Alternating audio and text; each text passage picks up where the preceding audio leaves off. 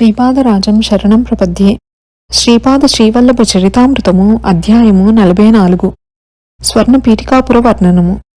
శ్రీ భాస్కర పండితులు ఆ రోజు రాత్రి కూడా తమ ఇంటి వద్దనే తమ ఆతిథ్యమును స్వీకరించి శ్రీపాదుల వారి దివ్య చరిత్రమును వినవలసినదని మమ్ములను కోరిరి. ఆ మరునాడు మేము స్నాన సంధ్యా అనుష్ఠానములను పూర్తి చేసుకునే పిమ్మట శ్రీ త్రిపురాంతకేశ్వరుని దర్శనమునకు ఆలయమునకు పోయితిమి. ఆ ఆలయమునందే భాస్కర పండితులు శ్రీపాదుల వారి గూర్చి వివరింపసాగిరి. శ్రీపాదుల వారు జన్మించిన స్థలము. నాయన్లారా, శ్రీపాదుల వారు సాక్షాత్తు శివస్వరూపులు. వారు పీఠికాపురంలో అంతర్ధానమై కాశీనగరాన్ని చేరిరి. గంగానదిలో స్నానము చేసిరి. వారు శ్రీ పీఠికాపురంలో అవతరించడంతో భూతతత్వానికి ముందుకు వెళ్లడానికి చైతన్యాన్ని ఇచ్చారు. అందుచేత పీఠికాపురంలో వారు జన్మించిన స్థలం ఏదైతే ఉన్నదో అందులోని భూమి చైతన్యాన్ని పొందింది. అందుచేత అక్కడ భవిష్యత్తులో ఎప్పుడో కొన్ని శతాబ్దాల తరువాత ఏర్పడబోయే వారి మహాసంస్థానంలో వారి దివ్య పాదుకలు ప్రతిష్ఠింపబడతాయి. అక్కడ భూమి జాగృతమై క్రమక్రమేణా భూమండలాన్ని అంతటా జాగృతం చేస్తోంది. ఈ జాగృతిని అందుకున్న ప్రదేశాలలోని జనులు వారి దివ్యాకర్షణ శక్తి వలన పీఠికాపురానికి ఆకర్షింపబడతారు. అందుచేత వారు చేసే పృథ్వీతత్వ యజ్ఞం పీఠికాపురం నుండి ప్రారంభమైనదని మనం తెలుసుకోవాలి. వారు ఏ ఏ ప్రదేశాలలో సంచరిస్తారో ఆ ప్రదేశాలన్నీ కూడా మనకు తెలియకుండానే జాగృతిని చెందుతాయి. ఆయా ప్రదేశాలలో అడుగుపెట్టిన వారు తప్పకుండా ఆ దైవీ శక్తి వలన ఆకర్షింపబడతారు. అంతేకాకుండా ప్రతి మనిషిలోనూ పృథ్వీతత్వం ఉంది. ఇది శబ్ద స్పర్శ రూప రసగంధాలను కలిగి ఉంటుంది. అందుచేత యోగపరంగా ఆలోచిస్తే ఎవరి శరీరంలోని పృథ్వీతత్వము వారి దివ్య కరుణ వలన జాగృతమవుతుందో వారు తప్పకుండా పీఠికాపురానికి ఆకర్షింపబడతారు. అంతటా నేనిట్లు ప్రశ్నించి తిని, ఆర్య, లోకమునందలి జనులు వారి యొక్క శరీరాల్లోని పృథ్వీతత్వము జాగృతి పొందినవారు పీఠికాపురానికి భౌతికంగా రాగలుగుతారా? స్వర్ణ పీఠికాపుర మహిమ. వారు మందహాసం చేసిరి. నీవు అడిగిన ప్రశ్న సమంజసమైనదే. భౌతికమైన పీఠికాపురమున్నట్లే స్వర్ణ పీఠికాపురమున్నది. భౌతికముగా పీఠికాపురము ఎంత మేరకు వ్యాపించి ఉన్నదో అంత మేరకు స్వర్ణ పీఠికాపురము వ్యాపించి ఉండును. స్వర్ణ పీఠికాపురము కేవలము చైతన్యముతో నిర్మితమైనది. సాధకునిలో ఆ చైతన్యమునకు సంబంధించిన పదార్థము నిర్మితమైనప్పుడు అతడు స్వర్ణ పీఠికాపుర వాస్తవ్యుడగును.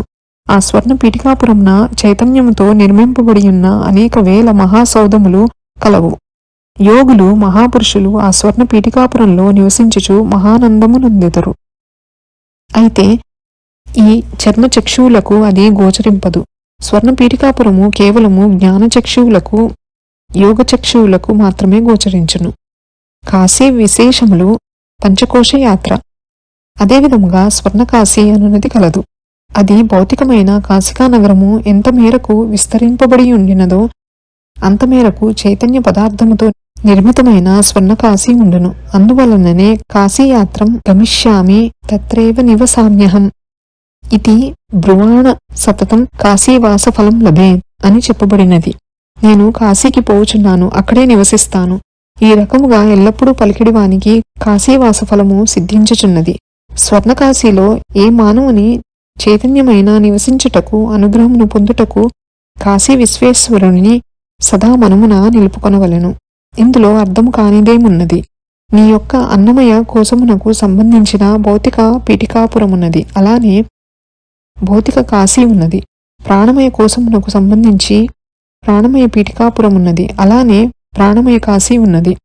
మనోమయ కోశమునకు సంబంధించి మనోమయ పీఠికాపురమున్నది. మనోమయ కాశీ ఉన్నది. విజ్ఞానమయ కోశమునకు సంబంధించి విజ్ఞానమయ పీఠికాపురమున్నది. విజ్ఞానమయ కాశీ ఉన్నది. ఆనందమయ కోశమునకు సంబంధించి ఆనందమయ పీఠికాపురమున్నది. ఆనందమయ కాశీ ఉన్నది. ఈ ఆనందమయ పీఠికాపురముననే నేను స్వర్ణ పీఠికాపురం అని పిలుచున్నది. ఈ ఆనందమయ కాశీనే నేను స్వర్ణకాశీ అని పిలుచున్నది. అంతటా నేనిట్లంటిని, మహాశయ, నేను అల్పజ్ఞుడను. దయుంచి నా యందు అనుగ్రహంతో ఈ విషయమును వివరింపుడు. కొంతమంది కాశీలో పంచకోశ యాత్ర చేసిన మహాఫలమని చెప్పుదురు. అది ఏమి? భాస్కర పండితులిట్లనిరి, నాయన, పంచకోశ యాత్ర అనున్నది భౌతిక యాత్ర మాత్రమే. వాస్తవమునకు మనము చేయవలసినది అన్నమయ, ప్రాణమయ, మనోమయ, విజ్ఞానమయ, ఆనందమయ కోశములని పిలువబడు ఈ పంచకోశముల యాత్రను మన చైతన్యము చేయవలెను. ఇదే దానిలోని నిగూఢమైన దేవరహస్యము. శ్రీపాదుల వారి అనుగ్రహం వలన సాధకులకు పంచకోశ యాత్ర చేయగలుగు శక్తి లభించును. అందువలననే వారు పంచభూతములకు సంబంధించిన పంచమహాయజ్ఞములను వారి యోగశక్తితో నిర్వహించుట. ఈ పంచమహాయజ్ఞములకు ప్రత్యేకగా వారు కురంగడ్డ సమీపమునందలి పంచదేవ పహాడ్ నందు దర్బారు చేయుట. దైవరహస్యములు అనుష్ఠాన పరులకు, యోగదృష్టి కలవారులకు మాత్రమే అవగతమగును. తక్కిన సామాన్య మానవులకు అవి ఎంతమాత్రమును అవగతము కావు. శ్రీపాదుల వారు కాశీలో గంగా స్నానము చేసిరి. అంతటా గంగామాత ప్రత్యక్షమై వారిని ప్రతిరోజు గంగానదిలో స్నానం చేయవలనని కోరెను. శ్రీపాదుల వారు అటులనే గంగా స్నానము ప్రతిరోజును కాశీలో చేసేదనని గంగామాతకు వరమిచ్చిరి. గంగామాత యొక్క చైతన్యము కూడాను ఇదే విధముగా పంచకోశములలో నుండును. అనగా అన్నమయ, ప్రాణమయ, మనోమయ, విజ్ఞానమయ, ఆనందమయ కోశములుండును.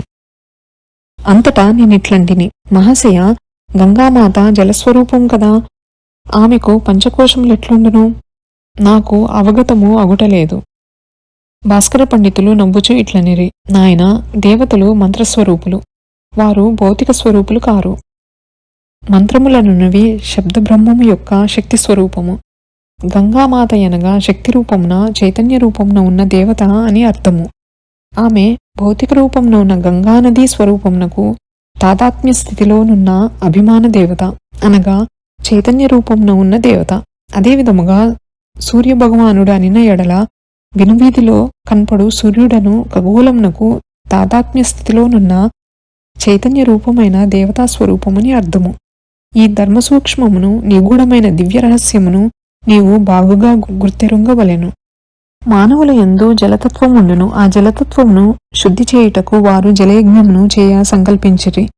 అందువలన ప్రతి దినమును వారు కాశీలో గంగా స్నానము చేయదలిచిరి. ఈ యోగ ప్రక్రియ వలన భౌతిక రూపమున ఉన్న జలవాసములన్నీయు పవిత్రీకరింపబడును. పవిత్రమైన నదులన్నీయు తమ మాలిన్యములను పోగొట్టుకుని పవిత్రత నందును. గంగాది మహానదులన్నీయును పాపభూయిష్ఠులైన మానవులు తమ యందు స్నానము చేయుటచే అవి అపవిత్రమగును. మహాపురుషులు, చైతన్య స్వరూపులు, పుణ్యపురుషులు గనుక ఆయా నదులందు వారు స్నానం చేసినప్పుడు ఆయా నదులు తిరిగి పుణ్యవంతములగుచుండును. జలయజ్ఞమును వారు చేయుటలోని అంతరార్థము జీవరాశుల శరీరములందు రసస్వరూపమున ఉన్న జలతత్వమును శుద్ధీకరించుటయే. శ్రీపాద శ్రీవల్లభ సార్వభౌములు కేవలము కరచాలన మాత్రమున కోట్లాను కోట్ల బ్రహ్మాండములను సృష్టించి, రక్షించి, విలయముందించగల అసలు సిసలైన త్రిమూర్త్యాత్మకమైన దత్తప్రభువు. వారు లీలామానుష విగ్రహదారులై త్రేతాయుగమున భరద్వాజ మహర్షికి ఇచ్చిన వాగ్దానం ప్రకారము భారద్వాజ గోత్రమున సవిత్రకాటక చయనము చేయబడిన పుణ్యస్థలమున పీఠికాపురం నందు అవతరించిరి. వారి అవతారోద్దేశ్యము మహాయోగులను, మహాసిద్ధులను, మహాపురుషులను అనుగ్రహించి వారి ద్వారా ధర్మోద్ధరణము చేయుట. వారు నృసింహ సరస్వతి నామరూపములా అవతరించదమనడి వాగ్దానము అక్షర సత్యమైనది.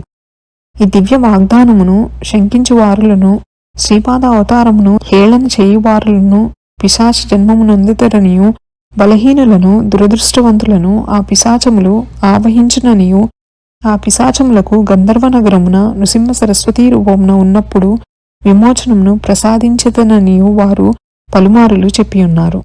వారి దివ్య వచనములను శంకించువారు రౌరవాది నరకములను పొందెదరు. నీవు వ్రాయు శ్రీపాద శ్రీవల్లభ చరితామృతము అక్షర సత్య గ్రంథము. ఇది పలు భాషలలోనికి అనువదింపబడును.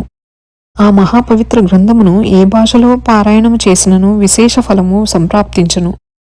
తమ చరితామృతమును అనువదించుటకు యోగ్యత కలవారిని తానే ఎన్నుకొందుననియు, ఆ గ్రంథమును అనువదించు సందర్భములందు కూడా అనువాదకునిపై కూడా తన విశేష కృపాదృష్టి ఉండుననియు, ఆ గ్రంథము పూజామందిరం నందు ఉంచుకొని పూజించుకొనను కూడా తన కృప లభించుననియు, కలియుగంలో ఈ గ్రంథ పారాయణం వలన సర్వశుభములను పొందుట వీలగుననియు ఆ మహాప్రభువులే సెలవిచ్చిరి. అందుచేత నీవు ఈ గ్రంథమును వ్రాయుట అనున్నది ఒక కుంటి సాకు మాత్రమే. వారి శ్రీచరణములే ఈ గ్రంథమును నీ చేత వ్రాయించుచున్నవి. అంతటా నేనిట్లంటిని, మహాశయ, మీరు చెప్పినది ఎంతయూ సముచితము. నేను పండితుడనుగాను, పైగా వేదాంత విషయములను బొత్తిగా తెలియనివాడను. ఈ అల్పజ్ఞుని చేత ఇంతటి మహత్కార్యమును నిర్వహించుట నాకెంతయో ఆశ్చర్యముగాను ఆనందముగాను ఉన్నదంటిని. అందులకు భాస్కర పండితులు ఇట్లనిరి, అసలు దత్త విధానమే అంతా.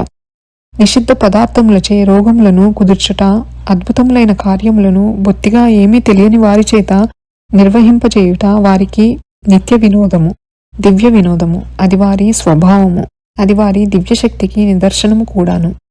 ఒక పర్యాయము ఒక సన్యాసి కుకుటేశ్వర ఆలయమునకు వచ్చెను. శ్రీపాదుల వారు చిన్న పిల్లవాడుగా నుండిరి. నరసింహవర్మ గారును వెంకటప్పయ్య శ్రేష్ఠి గారును శ్రీపాదుల వారిని తీసుకుని గుర్రపు బండిలో కుకుటేశ్వర ఆలయమునకు వచ్చిరి. ఆ సన్యాసి స్వయంభూదత్తుని ఆలయమునందు ధ్యానావస్థలో నుండెను.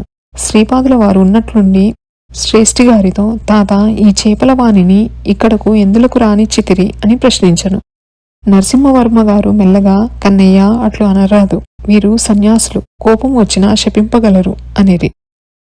చేపలవానికి కూడాను కోపం వచ్చినా చేపల కంపు కొట్టువానిని, చేపలను తినువానిని చేపలవాడనక సన్యాసి అనవలెనా అనిరి. శ్రీపాదుల వారు మనుష్యులను రెచ్చగొట్టు స్వభావం గలవారు. అంతలోనే ఆ సన్యాసి కళ్ళు తెరిచెను.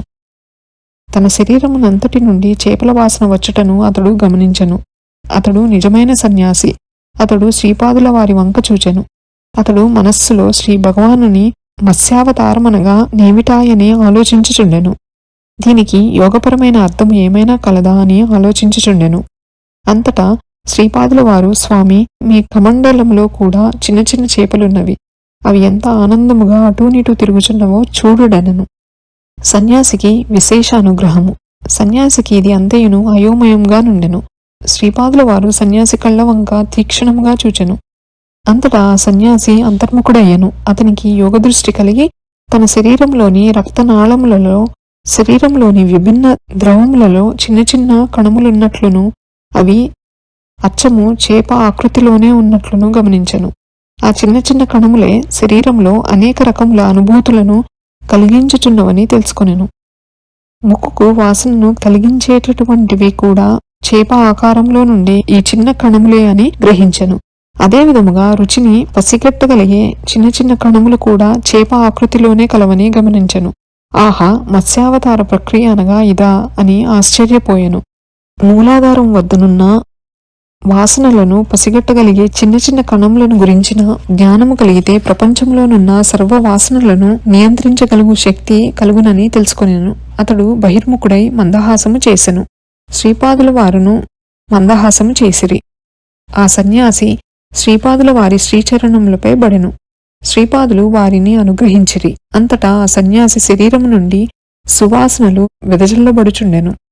పరాశర మహర్షి మత్స్యగంధిని యోజనగంధిగా మార్చిన యోగ ప్రక్రియ ఇదేనని సన్యాసి గ్రహించెను. పతివ్రతామ తల్లుల శరీరముల నుండి సువాసనలు వెదజల్లబడుచుండును. అందుచేతనే వారిని సువాసినీలని కూడా అందురు. శరీరం నందలి అనుభూతులన్నీయు సువాసనాభరితంగా మారిన ఎడల భౌతికంగా కూడా మార్పులు సంభవించునని, భౌతికముగా కూడా సువాసనలు వెదజల్లబడునని ఆ సన్యాసికి శ్రీపాదుల వారు మౌనముగా బోధించిరి. వారు దివ్య వినోదులు గదా. అంతటా శ్రీపాదులిట్లనిరి, ఓయి, నీకు మత్స్యావతారం గురించి తెలిసినది. దైవీ ప్రకృతికి అసురీ ప్రకృతికి కూర్మావతారమే ఆధారం. మందర పర్వతాన్ని కూర్మం మీద ఉంచి దేవదానవులు సముద్రమదనం చేశారు. నీవు అంతర్ముఖుడవై కూర్మం తన డిప్పలో శిరస్సును దాచుకున్నట్లు మహాయోగివైనా కావచ్చు, లేదా బహిర్ముఖుడవై సమస్త దుర్గుణాలు పోగు చేసుకుని రాక్షసుడివైనా కావచ్చు. నీవు బహిర్ముఖుడవైనప్పుడు ఎవరో ఒకరు నీ శిరస్సును పొడి చేస్తారు. నీవు చనిపోతావు. చనిపోకుండా ఉండాలంటే అంతర్ముఖుడవ్వాలి, యోగాభ్యాసం చేయాలి, కర్మబంధనం నుండి విడుదల పొందాలి. శ్రీపాద శ్రీవల్లభులకు జయము జయము. శ్రీపాద శ్రీవల్లభ చరితామృతము 44వ అధ్యాయము సంపూర్ణము. శ్రీపాదరాజం శరణం ప్రపద్యే.